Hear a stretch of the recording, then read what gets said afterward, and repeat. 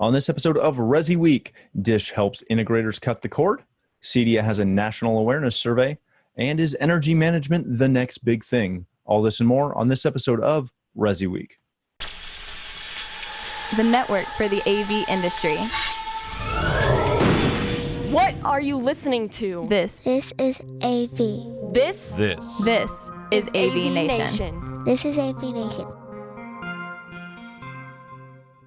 This is ResiWeek, episode 139. It's energy efficient.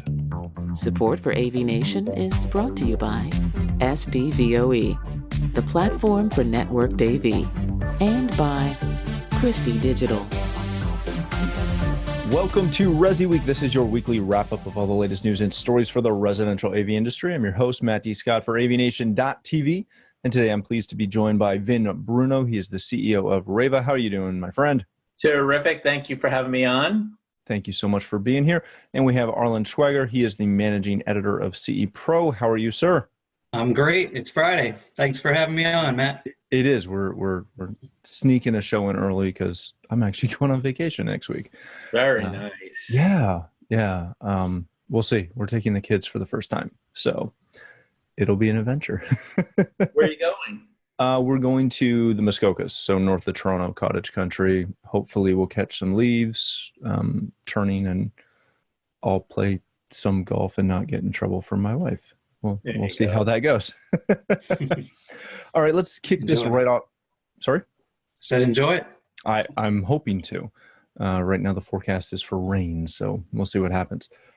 Let's kick this right off with a story that comes to us from CE Pro. Dish Network is encouraging integrators to get into cord cutting and the cord cutting business. Demonstrated at CEDIA Expo 2018, Dish went over a lot of their Sling TV streaming services as well as their Air TV player that provides home tech integrators with opportunities to handle those clients and still get them into streaming services, i.e. they don't have to sell an actual physical dish. Arlen, I want to start with you on this because this came out of, obviously, your company. This has been a growing trend within the industry that we're seeing more and more consumers cutting cords, getting away from those massive cable and satellite bills. Sure. But for a long portion of time, a long period of time, and for a large number of integrators, selling dish services and installing satellite dishes and cable boxes and things like that were a large part of a lot of integrators' businesses. As the cord cutting has changed, that's obviously gone away a little bit. What does this kind of move mean for those integrators that were selling those services and offering those services? Well, Dish's Frank DeFilippis is he's quoted throughout the article. And, he says a couple of things in there that are really hard to argue with. One being that the video content delivery is changing, and there's, appears to be no end in sight to what that's doing. And it's really changing, the way that integrators are going to be asking, talking to their potential clients about what kind of video they want and how they want it. And the other thing that he said, is that there aren't any business models or revenue models for dealers from streaming media. So, that's going to be your $64,000 question is, where do you go? If you have been doing satellite for a while and now you have to look for cord cutters, what do you do with that? And, I personally, I think, we're going to talk about what could be a core service in terms of, the core for the smart home. I think we're going to talk about energy management in an upcoming story. But really, I think when it comes to cord cutters, or at least trying to monetize this in some way, I think it has to be the home network, and the home network is going to be that core service. And of course, CEDIA has been pushing it, and other groups have been pushing the network. But really, when it gets down to it, these days, if consumers are really going to be relying on that much streaming for all their video needs. And, especially when it comes to even 4K these days, which we know Netflix is doing, YouTube is doing, they have to have reliable, bulletproof networking at home, and integrators need to show that they can provide that. And of course, the other sort of thing in tandem with that is that opens up the possibility, I think, for them to actually, beyond the products that they use to install the home networks, the monitoring that goes with it, and being able to get some recurring revenue from that. Because if anything should happen to the streaming ability, they're going to go to the integrator first and say, hey, what gives with this? Very good. Vin, when we look at this, part of the conversation that always comes up, at least when it happens to me in my company, is we get homeowners, consumers asking us for recommendations in this. When it was cable and satellite, it was really pick A or B, whoever you dislike the least, use their service. Now that streaming is, so at the forefront, cord cutting is such a big deal. You no longer have to have that, $250 a month bill to get the majority of content you want. How much of the onus is on integrators to educate and explain and guide their customers down a path of this, cord cutting realm, if that's what they want to do? Because it's not really our business to do that, but it's falling on us, isn't it? Well, it's part of the discovery process, right? How do you consume your content? What do you like to watch? I mean, and then it's really our opportunity to guide it and optimize it. Like the best Crestron systems that, I saw deployed are ones that don't have numbers for television stations at all, but they have your favorite, they have your favorite content. I would like CNBC and ESPN and Ion Television, and that's what the touchscreen, you'd press one of those three buttons, you didn't have to know that ESPN is on channel 36. So it really, it is up to us. But in that article, I don't know that Dish is encouraging cord cutting, but what they're doing is getting in front of it. What Frank stated was that it's a reality, it's happening. And I applaud Dish for thinking of our community in providing, devices for which we can profit from. Again, I go back to the days of when the iPad came out and everybody thought that Crestron was dead because now there's a cheaper touchscreen. The reality is, integrators don't make money, using iPads as touchscreens, and Crestron provides you profit opportunities. So Dish is going about this the right way. Cord cutting is a reality, and they came up with the black boxes, so to speak, the interfaces, in order for all of us to profit from, and to the integration community, the best integrators out there want to own the cable boxes. They want to own the Dish, and DirecTV interfaces, and then tie it into the whole home control system. Very good. All right, gentlemen, let's move on to our next story of the day. This comes to us from Residential Systems. CEDIA has announced their key takeaways from a national awareness study. CEDIA has revealed their findings from the study that they put on and carried it out through the Farnsworth Group. A couple key takeaways were that when essentially home builders, architects, interior designers are subbing out smart home technology, this says that they're using a CEDIA contractor 45% of the time. 74% of interior designers and 61% of architects are looking for subcontractors to install smart home tech. One of the other really big ones is that 63% of home builders are doing this work themselves, and if they are contracting it out, they're tending to use an electrician. One of the really encouraging numbers out of all of this is that close to 70% of home builders are aware of CEDIA as well, or compared to 58% of architects and 35% of interior designers are aware of CEDIA. Vin, I want to start with you on this one. You've obviously been involved with CEDIA for quite a while, doing multiple things, but at a time being the CEO. I, for full disclosure, am on the board of CEDIA. So this is something that we pay a lot of attention to. But Vin, when you look at this study, there are some really interesting numbers here, and there are some numbers that are surprising. What of these numbers did you find the biggest surprise with? The higher the number, the greater the surprise, because it sure doesn't seem like, enough home builders and remodelers are, utilizing our technology integration community. And, I live in an area where there's a lot of housing starts here, and, and really some all-star technology integrators. And they, to this day, this moment, having left a meeting with a couple of superstar technology integrators just moments ago, they're trying to crack into that, construction business. Mm-hmm. So, and these guys, they're Mike Restrepo's and Todd Anthony Pumas and Matt Montgomery. I mean, CEDIA, we have not done our job yet. Okay.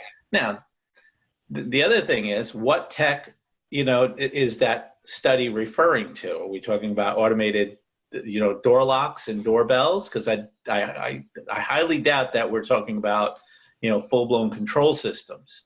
And I know that we're not talking about home theaters, because there's, until I do my job right at REVA, we're not selling enough as a community home theaters through the builder market.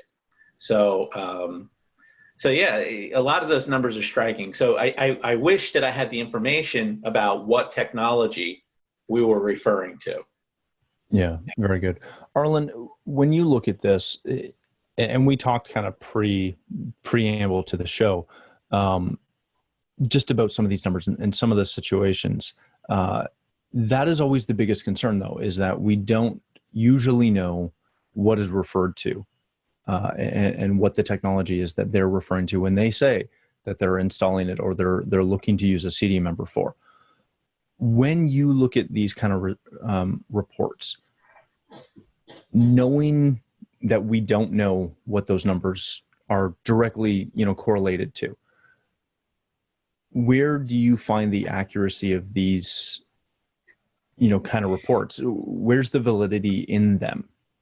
It's a good question. I think really for something like this that, CEDIA comes out with, you really just have to talk to the members and see where that validity is, get the anecdotal evidence about that. Because, there are clearly some disconnects. So, it's one of those things, how exactly do you know what they're talking about? There was a number in there about the 74% of interior designers that are looking to use subcontractors, and only 35% of them said that they were aware of CEDIA. So the question is, well, how are they finding the people? It's a good question. Does this mean that, CEDIA guys should be using Google SEO better to try and make those connections? I can tell you in terms of interior designers, it's one of those things. I went on the Design Connection tour. They did two days at the CEDIA Expo, mm-hmm. Where they had, I believe it was 15 designers that they invited and hosted at the event, and they brought them around to 10 different booths and invited CE Pro to tag along to one of the days and check it out. And I can tell you that they were very green when it came to technology. So it is one of those things where you have to question it and really kind of dig in and talk to those people. And when I was on that tour, these designers were asking very basic questions. They were asking, how much does this stuff cost? They were asking in terms of looking at, say, a subwoofer. do we really need that thing out there? Happy to learn that you can place a subwoofer in the ceiling now. They were asking about, voice control. That was a big thing for them because I think at least for something like that, they have some awareness.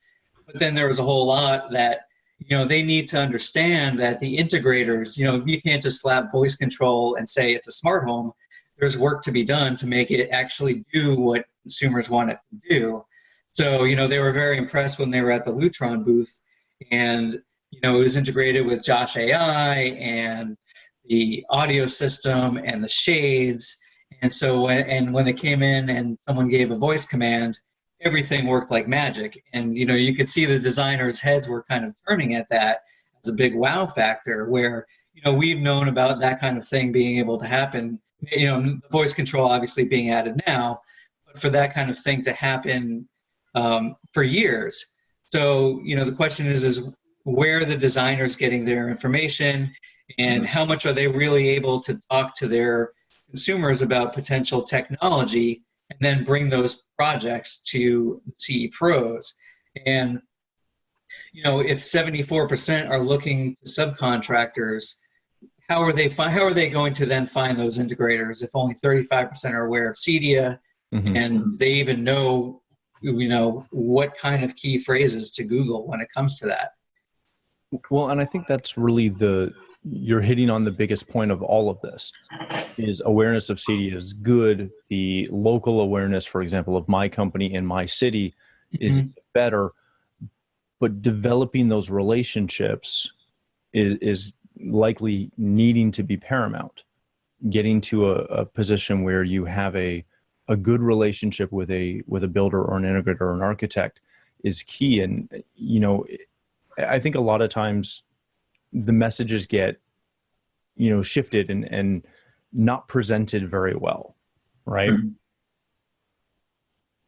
Yeah, I think so. And, like you said, for your company, it's, how do you market yourself to some of those other trades and get your name out there? And, from what Vin was saying about, a lot of housing starts where he is, I'm down in the Raleigh, the Triangle area in North Carolina, and there are tons of housing starts going on. And a lot of times you'll drive by and you'll see signs for the builders, but then you don't see other trades that are involved there. And wouldn't it be great to drive by and see like a model home where out in front of the home there's a sign like you would see for someone who does landscaping that, hey, here's the technologist. Let's get their sign out there if you're a builder. And I honestly don't know how much of that goes on. We hear about integrators going to like lunch and learn events and joining the the trade societies of some of these other groups so they can attend meetings and all that. But there's definitely a lot of work to be done. Yeah. Well, Arlen, in December, somebody sent me an email. And the subject in the email was, Alexa, how do I get in on this smart home thing? And it was, it's a National Association of Home Builder chapter. It was one of their meetings. It was in Bridgewater, New Jersey. And so I took the time to drive down there and, join the dinner. To my surprise, there were about 150 people in the room. And they included, home builders, electrical contractors, custom home builders, it was a pretty close club. I had the privilege of sitting with the president of the organization, the executive director of the organization, the owner of a custom home builder, and the owner of an electrical contracting firm. And I was about 6 feet from the presenters, two competing technology integrators, and they couldn't have done a better job of alienating everyone in the room. And I was infuriated by it as a CEDIA guy through and through. One of the comments was, you guys are just the home builder. We own the customer. Well, you own the customer. I heard a gasp behind me in one of the tables. Another comment was, if the TV goes out, you electricians in the room aren't going to take the call at 10 o'clock at night. We do. Well, you just implied to everyone in the room that, installing technology is going to make the TV go out because, builders like code. And when everything is to code, everything works. And so, my discussions with my group at my table, the owner of that custom home building company, he said to me, he goes, Vin, we want technology, but just can't we do it ourselves? And my response to that was, no, you can't do it yourself unless if you want to put, Alexas and Google Homes and, Ring doorbells, you could do that. That's not difficult to do, but that's not the whole home. You're not giving your clients what, the technology lifestyle provides. And I'm referring to a simplified technology lifestyle. So I'll share this with you about Reva. Reva is not a commodity item, and it is separate from the automation throughout the house. So, we have, one project in particular. A client came to us because they know Theo Calamarakis, and we're about to finish, a $300,000 theater for this homeowner. So it's a young couple with 5 young children, and they built a beautiful theater inside a 100-year-old house. We brought in the technology integrator to do the installation of all the components and calibrate the Barco Loki projector. That integrator is thrilled with us because he walked away with more than $200,000 of whole home integration work. He put in a Control4 system. So in that particular case, the technology in the home led with the theater, which the clients understand because it's entertainment. The theater is independent of anybody else's control system. We just, deliver the theater with a Neo controller, and you can, start your movie, dim your lights, pause your movie, lights come on. That's simple, that's simplicity. And then it's up to the integrator to tie in the theater to the rest of the home, if in fact the home has it. And that's what I'm saying is the opportunities. And with respect to the builders, in my own campus, we're headquartered in Westchester County, New York. In my own campus, we have, these nice buildings, and just outside our building, Toll Brothers is building a 26-home community. So I walked in to the sales office and I said, how many homes are left to sell? These are $1.2 million homes. They said there are 6 left. I said, great. I want a house with a finished basement and a home theater. How do I get it? And this salesperson at Toll Brothers said, well, we'll hook you up with the finished basement, can't help you with the theater. And I said, boy, I've got something for you. And my point in that story is that there aren't enough of us technology professionals in this community communicating to home builders. No, and I think that's the biggest thing that you read in this report is that the community, and to be fair, as an integrator, I can't rely on CEDIA to do that job for me. I can't rely on CEDIA to fish that pond for me. I have to go out and personally get in front of people. And that's something that we're not great at doing in the industry.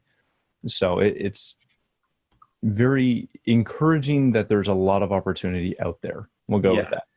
Yeah. Gentlemen, let's hit our last story of the day real quick before we have to go. This comes to us from Residential Tech Today, making energy management the core of a smart home. The gist of the story is essentially that we can start to use energy management as a lead-in to full, technology within the home. And it's something that the majority of homeowners are very interested in, just the same way that you can use security as your selling point to get into the home. Arlen, I want to start with you on this one. When we look at energy and energy management, there are a lot of devices out there that we can automate and control that are energy related, whether it be light switches, the dongles that go into outlets, you can turn an outlet on and off. Sure. Things such as that. There's a ton of those on the market. There's not a lot of products on the market that are actually allowing you to measure and quantify what you're doing whenever you're, interfacing with those devices. Is that the holdup between, using energy management as a sales feature? Well, I think it's one of those things, Matt, where, we've talked about energy management in the industry for years now. And really, if you look at smart integrators, they've been selling this energy management. If you've sold lighting control, basically, hopefully you've been pitching energy management as one of the key selling points for that. I want to say, several years ago, there was a real push to make everything green, and you got a lot of products around that energy monitoring, and you would have these dashboards where people could see kind of, here's where your energy is going. And, I think it's one of those things where, consumers are investing a lot of money, especially if they're going to be using a home automation and lighting control and all that. And they really want to see, if you could show them tangible results of that ROI, then that is something where, you can really prove your value as an integrator, and it can certainly expand into, all sorts of other avenues for revenue. But I think you're right. And, there are some products that do that, or do the energy monitoring, but not necessarily energy management, where you can then tie that in and schedule things. Now, of course, at CEDIA this year, we were seeing a lot of really big picture energy companies that were there, like Sonnen and Rosewater, and RacePoint was with Savant. And, they were doing activities where they were showing that you could do load management, load shedding, battery backup, things like that, where you can kind of tie it into automation and have basically stored energy be used at times when it wasn't peak utility hours. And so you could do things like that, but of course those systems are really up there in price. So I think one of the keys would be kind of getting something like that down in price. But those systems are also for humongous houses, really. Yeah. And if integrators are able to show those savings, or take the bill, have your say, hey, Mr. Client, I'd love to take a look at your bill and show you the difference between before and after. It's definitely something where integrators can go in and sort of prove their worth. But energy management on its own, I think, has been a key selling point for years and years. Very good. Vin, we're going to close with this, give you the last word on it. With things like Eaton smart breakers and stuff like that, we are really starting to get there to where you're not required to have all these additional pieces of hardware to start monitoring it. Now that is, here and shipping, has energy management become really the next big thing? No, it has not become the next big thing, unfortunately. And I'll say this, with CEDIA, I used to talk to integrators and homeowners and say, a CEDIA home is elegant, it's fun, it's luxurious, it's safe, and I would end with, and it's energy efficient. Mm-hmm. And in the residential community, you don't feel like the passion for energy management. In the commercial side, right, where in buildings it's lighting, escalators, and elevators that use most of a building's energy, then the BIM systems there actually show an ROI. Yeah. And I feel like we're at a point where the integrators don't make a big enough deal about how automation in the home can actually pay for itself over time with energy. Lutron tried it with a campaign that I absolutely loved with their dimmers. Put two dimmers in your house, and over time, this is how much energy you'll save. And it was a brilliant campaign that had a short life for some reason. Yeah. Very good, gentlemen. We're going to have to leave it there. Thank you so much for joining us. Vin, if people want to connect with you, learn more about Reva, where can they do that? Well, try our configurator and design your own theater at reva.com and hit the configurator tab. You can reach me at vincent.bruno@reva.com, RAYVA. And my hashtag is @VinBruno61 for Twitter and Facebook, and I'm easy enough to find. Beautiful. Thanks again for being here. Arlen, always a pleasure when you're here. Tell people where they can connect with you and see more about CE Pro. Sure. Thanks again for having me on today, Matt. You can go to cepro.com for all of our editorial coverage. I'm on Twitter at Arlen Schweiger. I'm on LinkedIn. And there's, Twitter obviously for CE Pro as well. CE_PRO. Beautiful. Thanks again for joining us. For myself, if you'd like to connect with me, you can find me at Matt D. Scott on Twitter and every other social platform. But more importantly, please stop by AVNation.tv, where you'll find this show as well as a wide variety of our other shows with all the verticals that we cover. When you visit the website, please take a moment to check out our underwriters. We are extremely thankful for their support and ask that you support them as well.